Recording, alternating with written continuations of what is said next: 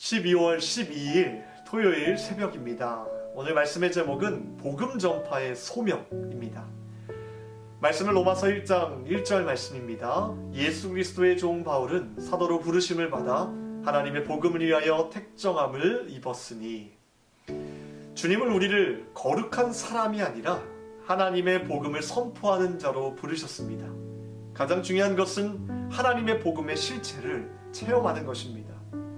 실체는 인간의 선행이나 거룩이 아니고 또 천국이나 지옥도 아니며 바로 구속입니다. 현재 복음 사역자들에게 가장 필요한 것은 구속에 대해 제대로 아는 것입니다. 주의 사역자들로서 우리는 구속만이 유일한 실체임을 반드시 기억해야 합니다. 개인적인 성결은 하나님의 효과이지 원인이 아닙니다.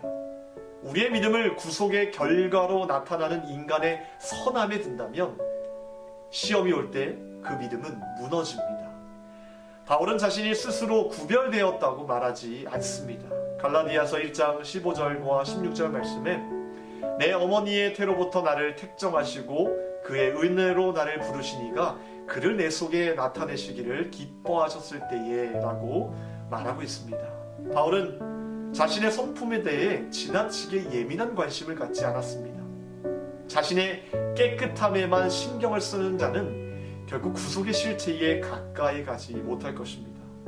사역자들이 실패해서 쓰러지는 이유는 그들의 관심이 하나님께 있지 않고 자신의 의로움을 보이려는 데 있기 때문입니다.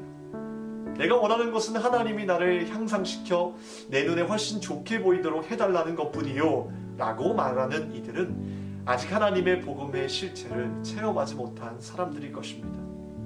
이들은 하나님께 무작정 맡기지 못합니다. 오직 나 자신의 성품 개발에만 관심이 있는 한 하나님은 나를 구원하실 수 없다는 것입니다. 한 가지 목적을 위해 하나님께 구별된 바울은 자신을 의식하지 못할 정도로 이 목적에 자신의 모든 것을 맡겼습니다. 그것은 하나님의 복음을 전파하는 일이었습니다. 오늘 오스왈드 챔버스는 하나님께서 우리를 무엇으로 부르셨는지 말씀을 통해 명확하게 선포하고 있습니다. 바로 우리는 하나님의 복음을 선포하는 자로 부르셨다는 것입니다. 이 말씀이 저에게도 찔림이 있고 또 많은 것을 생각하게 합니다. 결국 우리 모두는 다 하나님의 복음을 선포하는 자로 부르셨는데, 때론 이 중심에서 벗어나 다른 것에 관심을 두고 다른 곳에 열정을 쏟고 뭔가 그리스도인답게 거룩하게 살아가는 것에만 초점을 맞추고 있는 우리들의 모습을 돌아보게 됩니다. 그런데 사실 내가 거룩해야지 한다고 거룩함에 이르지는 않습니다.